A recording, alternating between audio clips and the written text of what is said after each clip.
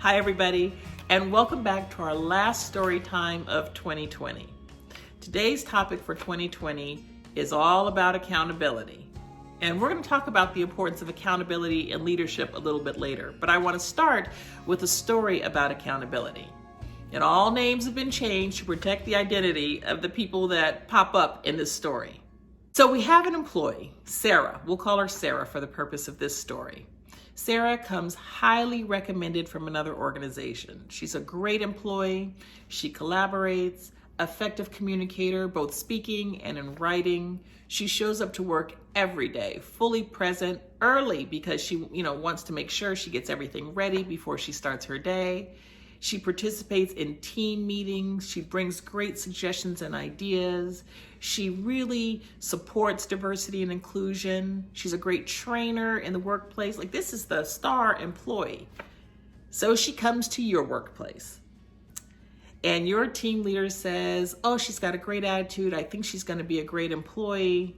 So she goes through orientation. Now, you don't do orientation for her. You ask someone else to do orientation for Sarah. Sarah starts her first week. She gets to week number 2. And then you start to get a couple complaints from colleagues. Sarah is not participating. She doesn't seem happy. She seems confused about the expectation of the workplace. So you tell the team lead, keep working with her, make sure she's clear on the concept, make sure she understands our mission and why we do what we do. And the team leader says, absolutely, I've got it. I'm taking care of it. It's just being new to the workplace. Sarah continues to struggle. And then Sarah begins to become a problem. But the thing with Sarah, remember, Sarah's a great communicator, very effective communicator. She's articulate. She presents well.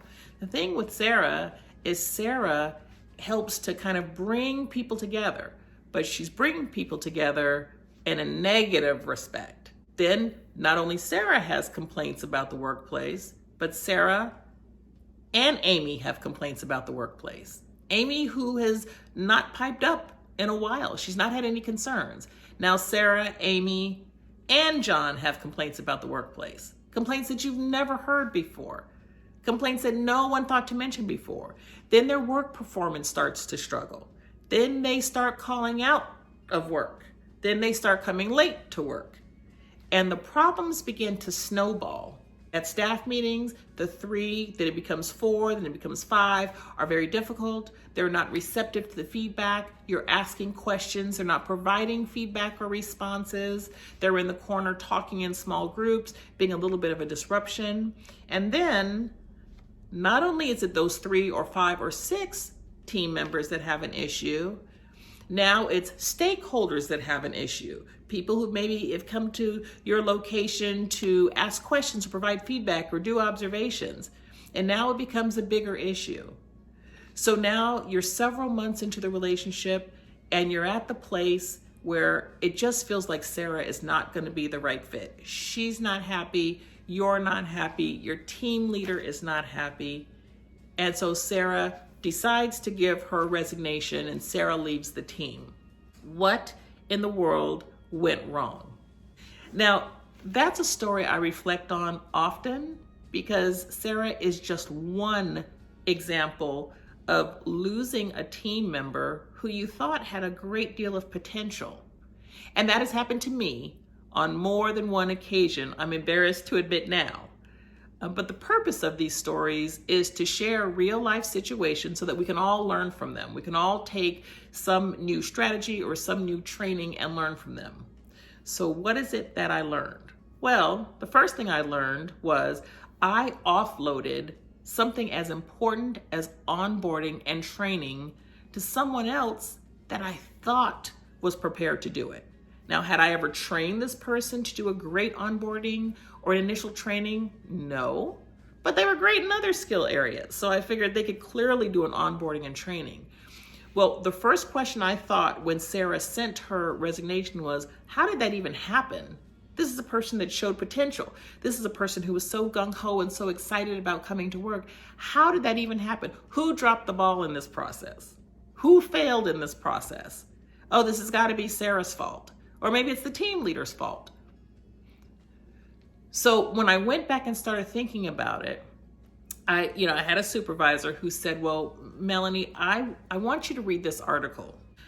Okay. And when I got the article and read the title, I was a little offended that my supervisor felt that I needed to read this article. The article is called, How Did I Let That Happen? How did I let that happen?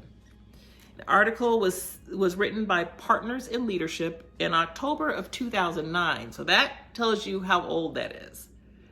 And I thought, why in the world would my supervisor be giving me an article called How Did I Let That Happen? And I will share with you that this article, that very article, became the foundation for how I looked at accountability, how I identified, how I recognized, and how I accepted accountability and what was happening in my workplace and in my team's workplaces. It changed how I led. It changed how I focused on my role when things went right, of course, but also when things went wrong. And it changed at how I addressed those things with the team to let them know that I'm not placing blame. What I want to do is be a part of the solution with you so that we can ensure proactively that this doesn't happen again. So with the situation with Sarah, when I went back to that team member and realized that I had offloaded a very important piece of our development, which was onboarding, I had offloaded that to someone else, which maybe identified that it wasn't as important to me. I offloaded that to someone, and that person that I offloaded it to wasn't equipped, wasn't prepared, didn't have the time to do the type of onboarding and initial training that needed to be done so that Sarah was clear on expectations, clear on philosophy, clear on mission, and clear on what we needed her to do to be an effective team member in this particular environment. So Sarah walked out of that onboarding feeling like, I don't even know what I'm doing, who I'm really working for on a deep level, and what the expectation for me is in my workspace. So that creates a little bit of animosity, right? When you're confused about what it is you're supposed to be doing, that creates some animosity. So that was strike one for us. In addition to that, I found out that the team lead had not really taken the step to pair Sarah up with someone who could help to show her the ropes, because we assumed Sarah was a quick learner. She'd get it. But we hadn't created an environment for her in her particular workspace or with her colleagues where she felt like she could be a contributing, effective member of the team. So she started to turn inward and started to get frustrated. And then on top of that, as Sarah's team lead's lead, I had not even gone to introduce myself to her. And remember, over the past few months, we've talked about how important it is for an employee to feel engaged in their workspace, on their work team, in their organization, in the company, so that they feel like they're contributing something important to the team. Sarah never once, in her entire time with our organization, she never once felt engaged. She felt adrift, like she was out there floating and no one was sending her a life raft to bring her in and to pull her in and bring her back into the fold.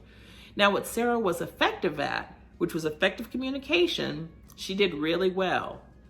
But she did it all to the detriment of the location where she was working. She turned people through her communication, through her articulation. She really turned people, and she shone a light on all the spots where we were making missteps. And because we, at that point, weren't ready to be accountable for our own role in this process, we got frustrated and resentful. Right? Sarah became the kind of the nuisance at the workplace.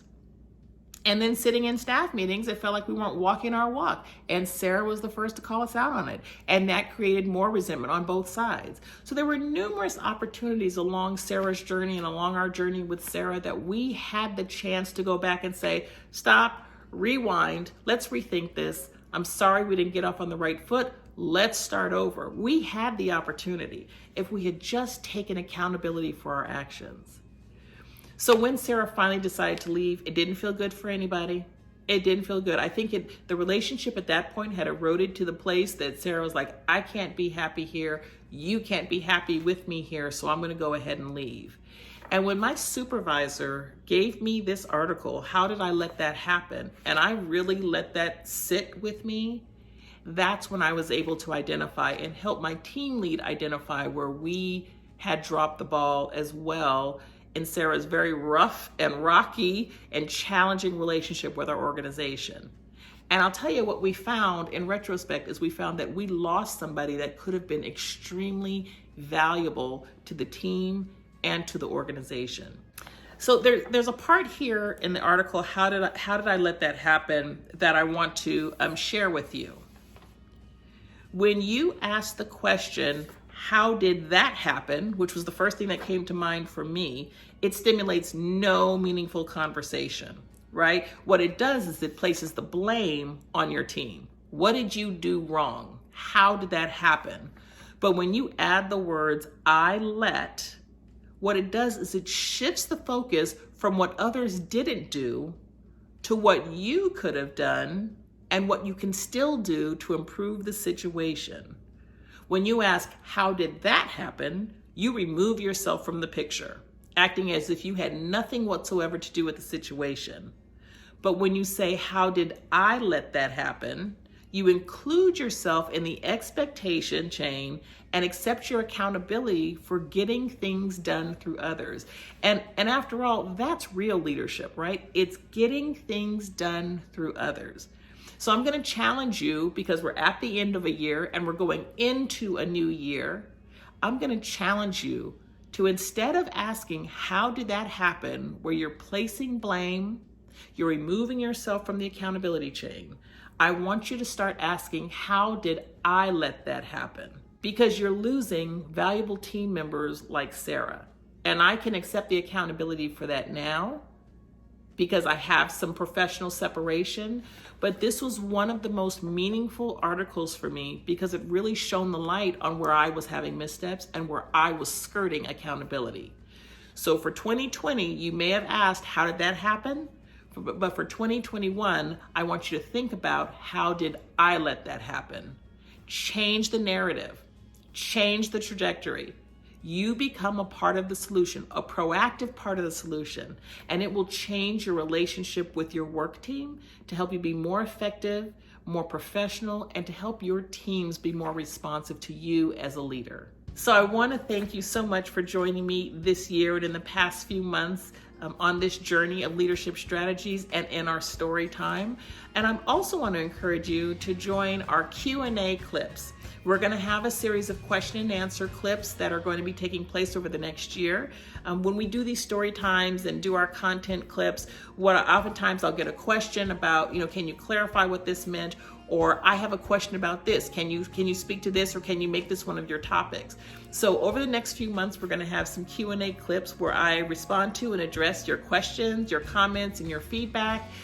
So you may hear your situation pop up in some of our Q&A clips. Thank you so much for joining me. If you would like one-on-one consultation, please don't hesitate to visit Melanie@EngageLead.com or join us right here on this very YouTube channel on effective leadership strategies in the workplace.